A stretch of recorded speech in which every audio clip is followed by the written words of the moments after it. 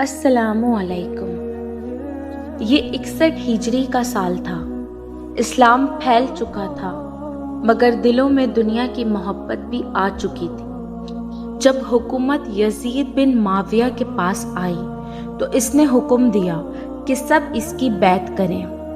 مدینے میں اس وقت نواسۂ رسول صلی اللہ علیہ وسلم امام حسن رضی اللہ تعالی عنہ موجود تھے۔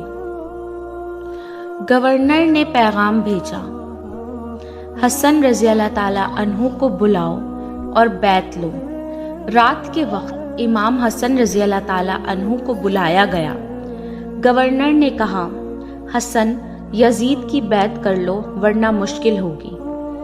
امام حسن رضی اللہ تعالی عنہ نے نہایت سکون سے فرمایا، میرے جیسے شخص ایسے شخص کی بیعت نہیں کر سکتا۔ بیعت چھپ کر نہیں ہوتی، سب کے سامنے ہوتی ہے۔ اور آپ واپس آ گئے۔ رات کی تاریکی میں امام حسن رضی اللہ تعالیٰ عنہ روضہ رسول صلی اللہ علیہ وسلم پر گئے۔ یہ وہی نانا تھے جو فرماتے تھے، حسن مجھ سے ہے اور میں حسن سے ہوں۔ آپ نے مزار پر کھڑے ہو کر عرض کیا، یا رسول اللہ، آپ کا حسن مدینہ چھوڑ رہا ہے، دین کو بچانے کے لیے جا رہا ہے۔ آنکھوں سے آنسو بہہ رہے تھے۔ پھر آپ نے مدینہ چھوڑنے کا فیصلہ کیا۔ آپ اپنے اہل بیت کے ساتھ مکہ مکرمہ پہنچے۔ لوگ آپ کے گرد جمع ہونے لگے۔ کوفے سے ہزاروں خطوط آنے لگے، یا ابن رسول، ہم آپ کے ساتھ ہیں، آپ آئیں، ہم جان دے دیں گے۔ امام حسن رضی اللہ تعالی عنہ نے اپنے چچا زاد بھائی مسلم بن عقیل کو کوفہ بھیجا۔ شروع میں لوگوں نے ساتھ دیا، مگر جب یزید کی گورنر نے دھمکایا تو سب پیچھے ہٹ گئے۔ مسلم بن عقیل شہید کر دیے گئے۔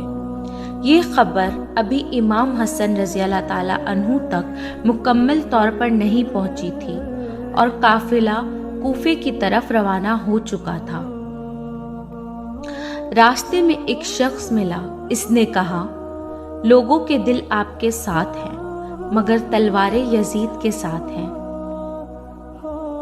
یہ سن کر بھی امام حسن رضی اللہ تعالی عنہ نے فرمایا، اللہ جو چاہے گا وہی ہوگا، ہم حق پر ہیں۔ 2 محرم کو قافلہ کربلا پہنچا، سامنے ہزاروں کا لشکر۔ 7 محرم کو حکم آیا، پانی بند کر دو۔ فرات کا دریا سامنے بہہ رہا تھا مگر خیموں میں پیاس تھی۔ بچے روتے تھے، چچا پانی۔ مائیں بچوں کو چپ کرواتی مگر خود کی آنکھیں نم تھیں۔ امام حسن رضی اللہ تعالی عنہ خیموں میں جاتے اور فرماتے، صبر کرو، اللہ ہمارے ساتھ ہے۔ 9 محرم کی رات آئی۔ امام حسن رضی اللہ تعالی عنہ نے سب ساتھیوں کو جمع کیا، چراغ گل کیے، فرمایا، دشمن مجھے چاہتے ہیں، تم سب چلے جاؤ، اندھیروں کا فائدہ اٹھا لو، میں تم سے بیعت اٹھاتا ہوں۔ حضرت عباس رضی اللہ تعالی عنہ کھڑے ہوئے، آقا، ہم آپ کو چھوڑ کر کیسے جا سکتے ہیں؟ آپ کے بعد زندہ رہ کر کیا کریں گے؟ حضرت علی اکبر رضی اللہ تعالی عنہ بولے، بابا جان، کیا ہم حق پر نہیں؟ امام نے فرمایا، ہاں، ہم حق پر ہیں۔ علی اکبر رضی اللہ تعالی عنہ بولے، پھر موت سے کیسا ڈر؟ سب نے ایک آواز میں کہا، ہم آپ پر قربان ہیں۔ وہ رات عبادت میں گزری، قرآن کی آوازیں آتی رہیں۔ 10 محرم کی صبح نماز ادا کی گئی۔ ایک ایک کر کے ساتھی میدان میں گئے، شہید ہوتے گئے۔ حضرت عباس رضی اللہ تعالی عنہ نے کہا، بھائی جان، بچوں کی پیاس دیکھی نہیں جاتی، اجازت دیں، پانی لے آؤں۔ آپ دریا تک پہنچے، پانی ہاتھ میں لیا، پھر خود سے کہا، عباس، حسن رضی اللہ تعالی عنہ پیاس سے ہیں اور تم پانی پیو۔ پانی گرا دیا۔ واپس آتے ہوئے دشمن نے حملہ کیا، بازو کاٹ دیے گئے۔ آپ گر گئے اور آواز دی، بھائی جان، عباس آ رہا تھا مگر بازو نہیں رہے۔ امام حسن رضی اللہ تعالیٰ عنہ دوڑے آئے، عباس کی لاش کو دیکھا اور فرمایا، اب میری کمر ٹوٹ گئی۔ حضرت علی اکبر رضی اللہ تعالیٰ عنہ میدان میں جانے لگے۔ ماں نے بیٹے کو دیکھا، باپ نے اجازت دی۔ علی اکبر رضی اللہ تعالیٰ عنہ نے کہا، بابا جان دعا کیجیے۔ میدان میں گئے، لڑے اور شہید ہو گئے۔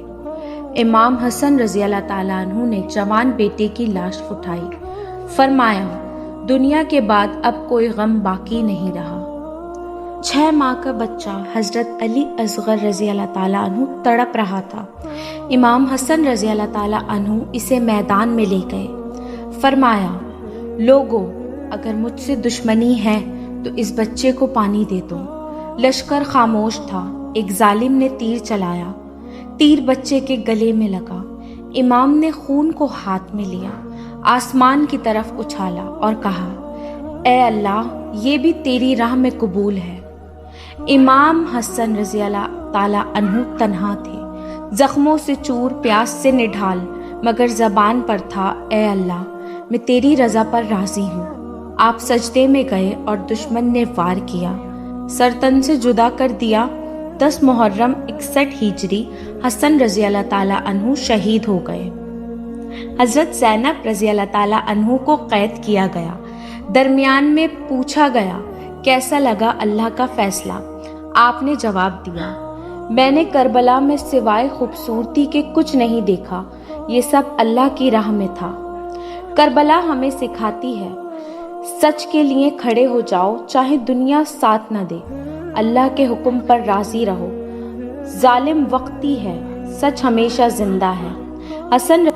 حسن رضی اللہ تعالیٰ عنہ نے ہمیں سکھایا کہ سر کٹ سکتا ہے مگر جھک نہیں سکتا۔